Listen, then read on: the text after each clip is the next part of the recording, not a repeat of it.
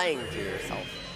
You're lying to yourself. And speaking of Marth and Sheik. Oh God, hey. Marth Sheik. This is okay. Well, this is Marth. Like I said, this is probably Marth's one losing matchup, and this is the one stage I don't like starting on against Sheik. Also, did you see that the needles, the platform there, that Rising Fair hit the needles, gave you a little extra hit lag, allowed the crouch underneath that fair, and allowed that stock to happen? What a creative setup and find from Calvin.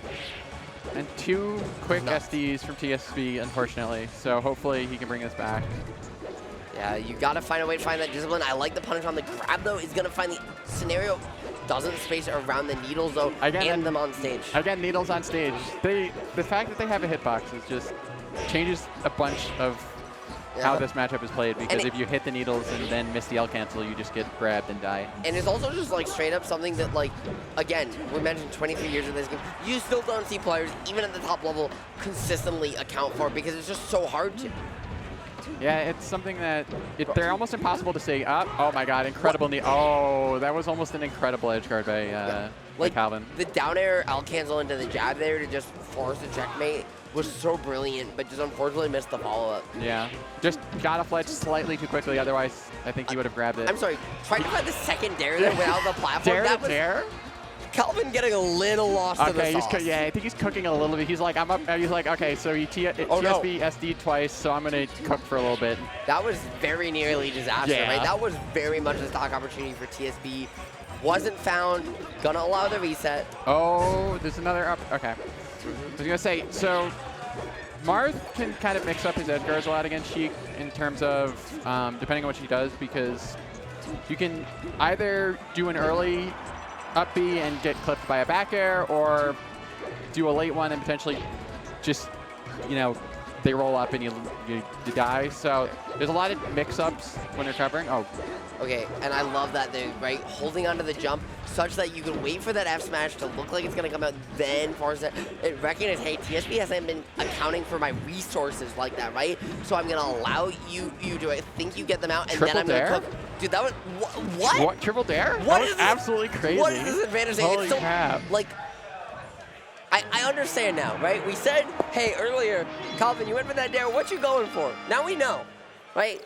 Cat, now we know. Yeah, we do. We know that he was cooking. He was cooking. He was like, I'm up 2 stocks, and I could just go for stuff. Cat, I think Calvin let the dogs out. Yeah, TSB has done this against me too. I remember I played him at, I think it was Function 3 actually last year, and he has a very, very good Fox. So I'm assuming you lose a game 1 with Marth and he goes Fox, because this matchup I feel like is much more doable. It really depends on how hot your Fox is in terms of, if you're not warm, it can be bad. It's one of those things where it's like, if you know you're going into a Sheik though, as Marth, right, and you have a Fox that you're confident enough in that you're going to pull it out in this matchup at all, why not start with it? Yeah. Because if it doesn't work out game 1, then you switch to the Marth.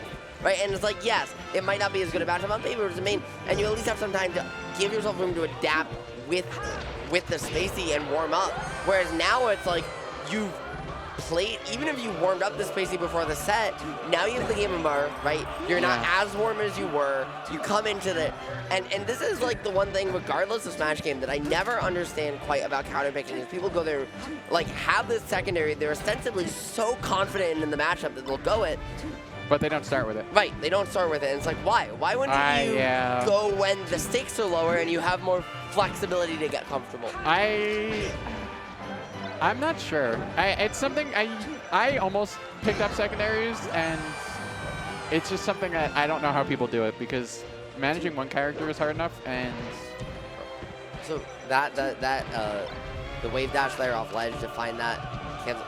Right, wave lane, cancel the lag there, find this extension, keep it going, and you get put in the blender, but just not able to capitalize. I wonder if that was supposed to be a dare. I'm wondering if that was supposed to be a dare instead of down smash, because that down smash didn't really make a ton of sense. I mean, it ended up working out in the end, but it's something where I think you got dare to fair, like he was going for. You inputted a little too early. Yeah, it happens. But also, like, just the drops from TSB, right? You can see the Fox not being warm. There's the Shine Grab getting dropped Opt as well, right? The New York Classic with this character. Going to keep the pressure going, but just not able to keep it much longer. However, Calvin, with that, just wrong decision, frankly, right? Not even a misinput. He went for it. He went for that game 1 and actually survived. So I'm thinking he probably thought, oh, let me go for it again because it would work. And I think TSB was ready for it this time. But also, not even just being ready for it. It's also just the edge guard flow chart. It's a different character. Yeah. Right? Fox is going to cover that way more than Marth is because the commitment in there when you have Shine as an option. And you have up smash as an option that kills stupid early. Exactly. It's like you can hold that position with way less commitment than Marth can. Yeah, exactly. You're also a fast faller, so you can reposition there, right, to ledge, which is lower, faster. And you're definitely like seeing right now TSB try to find a way back in. Calvin looking to close it out. Yeah, Calvin really wants to close out this stock because otherwise it could get... Yeah. Fox can kill you at 74 very, very easily. Now, though, that his last stock, I'm really scared because Calvin, we've seen the long advantage stage. We've seen the stocks, right? Game 1. However... Yeah, that should do it. Okay. I think maybe it didn't look... I'm going to be honest, based on where it killed directionally, it didn't look like optimal DI, though. He might have been holding full out. I don't actually know. I don't think it was full out, but I don't think it was quite optimal. It looked like maybe there was potential. There was to maybe survive. a chance if he V canceled. I'm kidding. I know V canceled is every, but hold on. Okay, so what do you think about Fox Sheik on Dreamland? Because I've never really played this matchup. So, as a Sheik player, I always go back and forth, and I don't think I'm. You know, I don't want to make a definitive statement here just as a player. I don't think I'm as qualified to do that as many of the other people in this room. But I think it's definitely, you know, it comes down to movement a lot more often, right? Both these characters very capable of finding the explosive stock. Sheik obviously able to find the edge guard, but Fox with a slight speed advantage means that if you can't, he can close that gap. He can find that chip damage and close it out.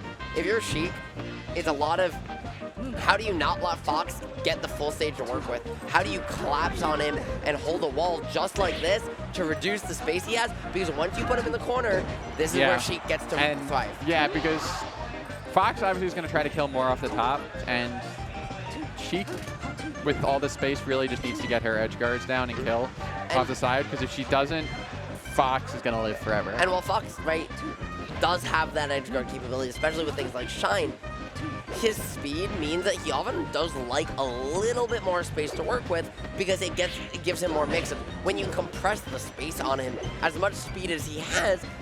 You know, his panic options, a lot of Fox players, especially at these mid-levels, right, get a little bit predictable, and that's really where I think Sheik players thrive, and that's what we're seeing, right, Calvin do. When it's a corner, it's all about finding the side reversal. Right now that you have it, it's not about pushing them off stage, it's about sealing off that center stage so that you can then compound the advantage. And once you find the position you like, then you push the edge guard, just like that. Calvin's really been capitalizing on cornering TSB. Once TSB gets cornered, he seems to like panic roll out of the corner or do something like that. And I love that shield. Yeah. Like, you throw out that shield, right? It forces Fox to just cross you up slightly, and then that gives you back air. Yep. Okay. Potentially big opening for Aiden. Okay. The dare? The dare? The dare? The dare? Into the needle? Oh, that was almost... If you found the ability to power shield that or react to that somehow, you had the stock there. It was discussed. Yeah. Like, what is it? If he got that nair earlier, I mean, no harm, no foul now. Obviously, he's still, you know, he's up 2 whole stocks, but it's something that he could have potentially cleaned up. Those needles, even though they didn't find their mark, right? Once again, needles on stage have played such a big role for Calvin. We saw them there because even though TSB does scramble and use movement to force that stock out anyways, right? Needles took away actually throwing out the button to confirm it earlier and gave Calvin a couple more chances to get back. Yeah. And it let him close out that. I mean, TSB was able to close out that stock, but it's still kind of a big hill to climb. Yeah, but you haven't found, and you haven't made it there just yet. I like the jump reset. Now that you've got the tech chases locked on, tries to find it again, but a slight mix. I'm gonna give TSB another chance here. If you can find the stock, it's very doable. Yeah, it's definitely doable. Fox can kill Sheik off of anything. Yep, it's like as B-Bats and many others say, right? 2 stocks to 1. It's not a real lead. It's not a real lead.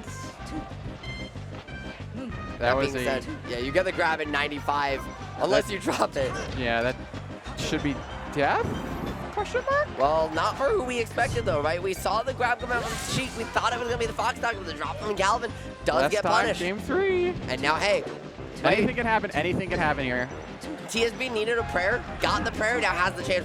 Great angle to find a way back, recognizing the sheep position. Fair, I think maybe one more chance. I think that'll do it. I think it'll do it. Okay. Yeah.